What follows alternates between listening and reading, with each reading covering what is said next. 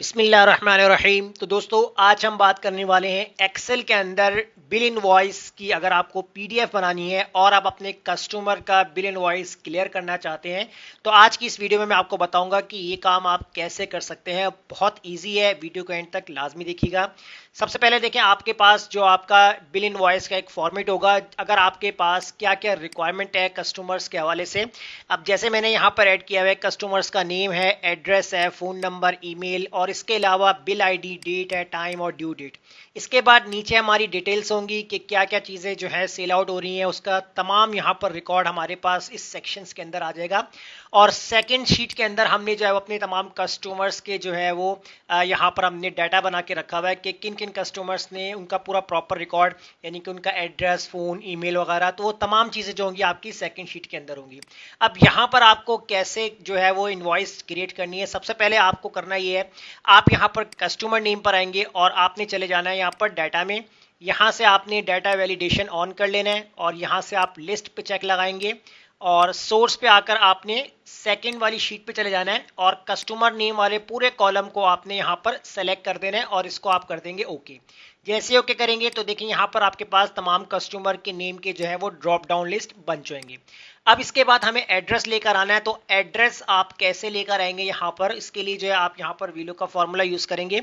तो मैं यहाँ पर इक्वल लगाता हूँ और वीलुक का फॉर्मूला अप्लाई करता हूँ। अच्छा, वीलुक का फॉर्मूला अप्लाई करने से पहले मैं आपको बताता हूँ कि हमें जो है टेबल एरे के लिए दूसरी शीट के ऊपर मूव करना होगा। तो हमें क्या करना है, इस टेबल शीट को जो हमने यहाँ पर सेकंड पे बना के रखा हुआ है टेबल, इसको हम एक नाम दे देते हैं ताकि हमें बार बार नेक्स्ट शीट पे आना ना पड़े। तो मैंने इस पूरे टेबल को सिलेक्ट कर लिया और इसका नाम मैंने दे दिया लेट सपोज डिटेल्स के नाम से दे दिया। ठीक है, आप कोई भी नाम दे सकते हैं इसके अंदर और मैं करता हूँ एंटर। एंटर कर दूंगा तो मेरा काम हो गया। अब मैं आता हूँ शीट नंबर 1 पे और यहाँ पर अप्लाई करता हूँ equal V lookup formula apply करूंगा। लुकअप वैल्यू में हम अपने कस्टमर वाला नेम सेल सेलेक्ट करेंगे, उसके बाद कॉमा लगाएंगे, उसके बाद हमने टेबल एरे के अंदर उस टेबल का एक नाम दिया था डिटेल्स के नाम से, देखिए यहाँ पर आ चुका है और ये हम सेलेक्ट कर लेंगे, कॉमा लगाएंगे। कॉलम इंडेक्स जो है एड्रेस वो आपके पास जो है टेबल नंबर 2 के ऊपर है, तो मैंने यहाँ पर 2 लिखा है, यहाँ पर कॉमा लगाया, एग्जैक्ट मैच के लिए 0 ब्रैकेट क्लोज। अब इसके अंदर हमें क्या करना है, यहाँ पर जब हम इसको एंटर करेंगे तो देखिए अभी एरर आ रहा है। इसकी वजह है कि अब जब तक हम यहाँ पर कस्टमर नेम सेलेक्ट नहीं करेंगे तब तक हमें यहाँ पर एरर शो करवाएगा। तो इस एरर को रिमूव करने के लिए हम क्या कर लेते हैं, यहाँ पर इफ एन ए का फॉर्मूला यूज कर लेते हैं यहाँ पर और लास्ट में आके कॉमा लगाते हैं, double quotation open, double quotation close और ब्रैकेट क्लोज करके हम एंटर। तो देखें जब कस्टमर का नाम नहीं लिखा हुआ तो आपके पास जो एड्रेस, फोन, ईमेल, जो सब चीजें हैं वो आपके पास ब्लैंक ही रहेंगी। अब मैं क्या कर लेता हूं, इस फॉर्मूले को कॉपी कर लेता हूं, यहां से कंट्रोल सी से कॉपी करेंगे और यहां पर आता हूं और इक्वल लगा के कंट्रोल वी से पेस्ट कर दूंगा और सिर्फ यहां पर अपने कॉलम नंबर चेंज कर दूंगा। यहां पर मैं लिखूंगा 3, एंटर कर दूंगा। इस तरीके से यहां पर आके भी पेस्ट करता हूं और यहां पर मैं लिख दूंगा 4 और एंटर कर दूंगा। अब देखें जैसे ही मैं यहाँ पर कस्टमर नेम सेलेक्ट करता हूँ, जैसे मैंने अहमद सेलेक्ट किया तो देखें अहमद की सारी डिटेल्स जो है हमारे पास आ चुकी हैं, जो हमारा क्लाइंट है, कस्टमर जो भी है उसकी डिटेल आ गई है। अब बिल आईडी आपको यहाँ पर क्या लिखना है, तो जैसे आपके पास है बिल आईडी, आपने यहाँ पर लिख दिया 12 लिख दिया और डेट क्या है, तो डेट हम यहाँ पर टाइप कर लेते हैं 12 नवंबर और इसके बाद यहाँ पर लिख लेंगे 2023। टाइम ड्यूरेशंस जो होगा यहाँ पर हम लिख लेते हैं 11 o'clock, यानी कि बिल इनवॉइस की डिटेल्स हैं, आप लिखना चाहे लिख सकते हैं। ड्यू डेट अगर आपको देने इसमें देनी है तो आप दे सकते हैं। तो फिलहाल हम यहाँ पर कुछ एंट्रीज कर लेते हैं अभी हम। तो मैं यहाँ पर टाइप कर लेता हूँ 1 2 3, फिलहाल डिटेल्स यहाँ पर लिख लेते हैं और यहाँ मैं लिख लेता हूँ प्रिंटर और प्रिंटर के बाद फिर हम यहाँ पर लिख लेते हैं लैपटॉप और इसके अलावा हम यहाँ पर लिख लेते हैं एलईडी। अब इनकी क्वांटिटीज वो हम यहाँ लिख लेते हैं, जैसे मैं लिखा 2 3 6। अब कॉस्ट कितनी, अच्छा कॉस्ट के लिए हमें क्या करना होगा, प्राइस पे फॉर्मूला अप्लाई करना होगा। तो आप इक्वल लगा लीजिएगा, इक्वल लगाने के बाद जो है आप सबसे पहले क्वांटिटी वाले सेल को मल्टीप्लाई कर देंगे कॉस्ट से, उसके बाद कर देंगे इंटर। अब देखें यहाँ पर फॉर्मूला तो मैंने अप्लाई कर दिया, लेकिन यहाँ पर भी वही मसला आ रहा है कि जब तक हम यहाँ पर अपनी वैल्यू को फिलअप नहीं करते तो हमारे पास यहाँ पर 0 दिखाएगा। अगर मैं फॉर एग्जाम्पल यहाँ पर कोई भी वैल्यू डाल देता हूँ तो देखें तब मेरे पास आंसर आ रहा है। तो इस वैल्यू को भी खत्म करने के लिए हमें क्या करना होगा, यहाँ पर एक कंडीशन बना लेते हैं। मैंने लगाया इक्वल इफ ब्रैकेट ओपन करेंगे और यहाँ पर कंडीशन बनाएंगे, अगर आपकी क्वांटिटी वाला सेल ग्रेटर होता है किससे, 0 से, कॉमा, तो आपके पास ये मल्टीप्लिकेशन हो जाए, अदरवाइज क्या आ जाए, कॉमा लगा के double quotation open, double quotation close, यानी कि ब्लैंक हो जाए। उसके बाद ब्रैकेट क्लोज कर देंगे और उसके बाद आपने एंटर कर देना है। तो जैसे आप एंटर करेंगे यहाँ पर اس کو ڈریگ کر دیجئے. اب دیکھیں جیسے میرے پاس یہاں پر کچھ بھی نہیں لکھا ہوا, تو دیکھیں آپ کے پاس کیا آ رہا ہے, زیرو بھی ہٹ گیا, یہاں سے بالکل بلینک ہو گیا. اب یہاں ہم ان کی پرائس لکھتے ہیں, جیسے میں نے یہاں پرائس ٹائپ کر دیا 15,000, اور اس کے علاوہ ہم یہاں پر جو ہے لیپ ٹاپ کی پرائس لکھ دیتے ہیں یہاں پر 20,000, اینڈ ایل ای ڈی کی پرائس جو کہ ہم یہاں پر لکھ لیتے ہیں 25,000. تو یہ ہمارے پاس پرائس ہو جائے گی. ٹوٹل ہم یہاں نکال لیتے ہیں, ایکول سم کا فارمولا لگا لیتے ہیں, اور یہاں پر اس پورے کالم کو سلیکٹ کر کے بریکٹ کلوز کر کے انٹر کر دیتے ہیں. اب دیکھیں یہ تو ہمارے پاس بل کی جو ہے ساری ڈیٹیل ہے وہ ہم نے اس کے اندر ایڈ کر لی ہے. اب اگر کلائنٹس کی نیم چینج کرنے ہو, اس کی پی ڈی ایف بنانی ہو, تو وہ آپ کیسے کر سکتے ہیں. ابھی دیکھیں اب اس کے اندر ہمیں کیا کرنا ہے. سب سے پہلے دیکھیں آپ کے پاس جو آپ کی انوائس ریڈی ہو جائے گی. اب آپ کو کرنا یہ ہے کہ آپ نے یہاں پر ڈیولپر کے فنکشن میں چلے جا رہے ہیں. ڈیولپر کے فنکشن میں جائیں گے, یہاں پر آپ کے پاس ہے ویژول بیسک. ویژول بیسک پہ جب آپ کلک کریں گے, یہاں پر آپ کے پاس اس طریقے سے ایک بلینک جو ہے وہ ویژول بیسک کا ٹیمپلیٹ یعنی کہ اس کا ایک باکس ہے وہ اوپن ہو جائے گا. تو آپ نے کرنا یہ کہ آپ انسرٹ پہ جا کے یہاں سے ایک ماڈیول کریٹ کریں گے. ماڈیول کریٹ کرنے کے بعد آپ کو یہاں پر ایک کوڈ پیسٹ کرنا ہے. بہت سمپل کوڈ ہے, میں نے یہاں پر لکھ کے رکھا ہوا ہے, تو آپ دیکھ لیجیے گا یہاں پر. تو میں یہاں پر جو ہے وہ فرسٹ کوڈ جو ہے یہاں پر کاپی کر لیتا ہوں, اور یہاں پر آ کے میں اس کو پیسٹ کرتا ہوں. تو آپ دیکھ سکتے ہیں اسکرین کے اوپر بہت سمپل ہے.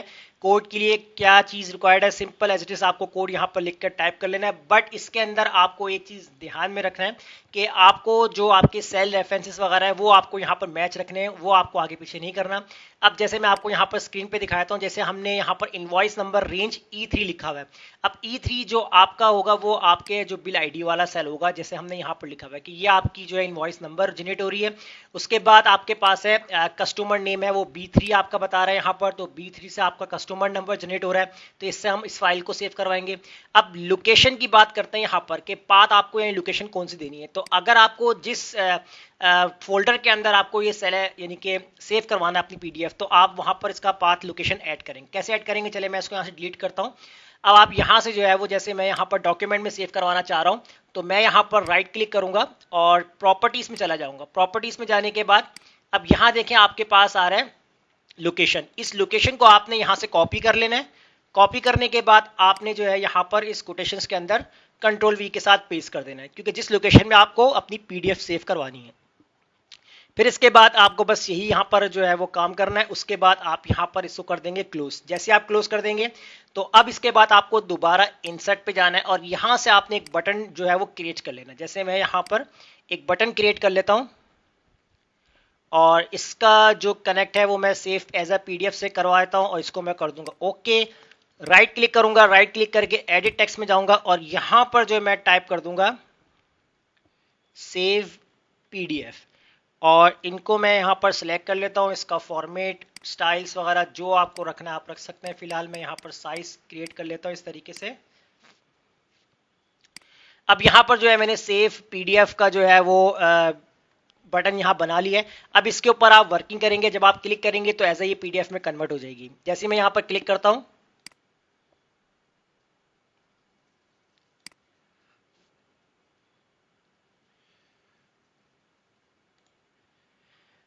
تو یہ دیکھیں میری جو فائل ہے وہ as a P D F format کے اندر کنورٹ ہو چکی ہے.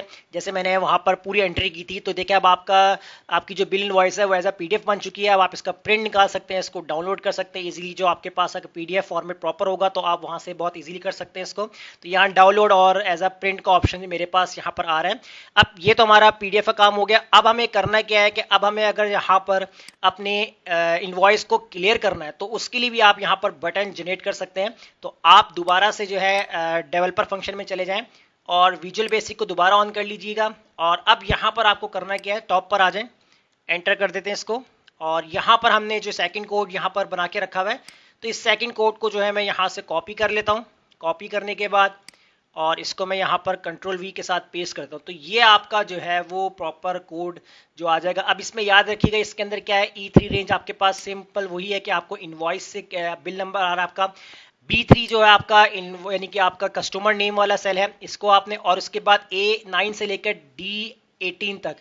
اب یہ D18 کیا ہے آپ کے پاس, یہ میں آپ کو بتایا تو جیسے ہم نے یہاں پر رینج سلیکٹ کی ہوئی ہے A9 یعنی کہ 9 یعنی یہاں سے لے کر اور کہاں تک جا رہا ہے آپ کا ڈی کالم تک. ڈی کالم تک جا رہا ہے یعنی 18 تک, یعنی کہ یہاں سے A9 سے لے کر 18 तक का जो है हमने यहाँ पर रेफरेंस दिया हुआ है, और E6 जो आपके पास आ रहा है वो आपके पास आ रहा है यहाँ पर आपका ड्यू डेट वाला सेल, ठीक है। इसको भी हमने यहाँ पर क्लियर करना है, तो इसलिए हमने यहाँ पर बस ये चेंजिंग करनी है। जितना आपका फॉर्मेट होगा सेल के हिसाब से वही आपको यहाँ पर सेल रेंज वगैरह यहाँ पर ऐड कर लेनी है। फिर इसके बाद आप इसको क्लोज कर दीजिएगा, और इसके लिए भी आप यहाँ पर जो है वो एक बटन क्रिएट कर लें। तो जैसे मैं यहाँ पर बटन क्रिएट कर लेता हूँ, और इसका लिंक है क्रिएट न्यू इनवॉइस पे क्लिक करके इसको हम कर देंगे, और राइट क्लिक करके हम चले जाएंगे यहाँ पर एडिट टेक्स्ट पे, और यहाँ पर हम लिख लेंगे न्यू इनवॉइस। और इसका स्टाइल फॉर्मेट जो भी आपको रखना है वो आप यहाँ से चेंज कर सकते हैं, और हम इसका साइज भी थोड़ा बड़ा कर लेते हैं। और अब देखें यहाँ पर जैसे ही मैं यहाँ पर इनवॉइस पे क्लिक करूंगा तो ये आपका पूरा डाटा आपका क्लियर हो जाएगा। जैसे ही मैंने क्लियर किया तो ये देखें आपके पास हो चुका है, क्लियर हो चुका है, और यहाँ से आप इसको कर देंगे ओके।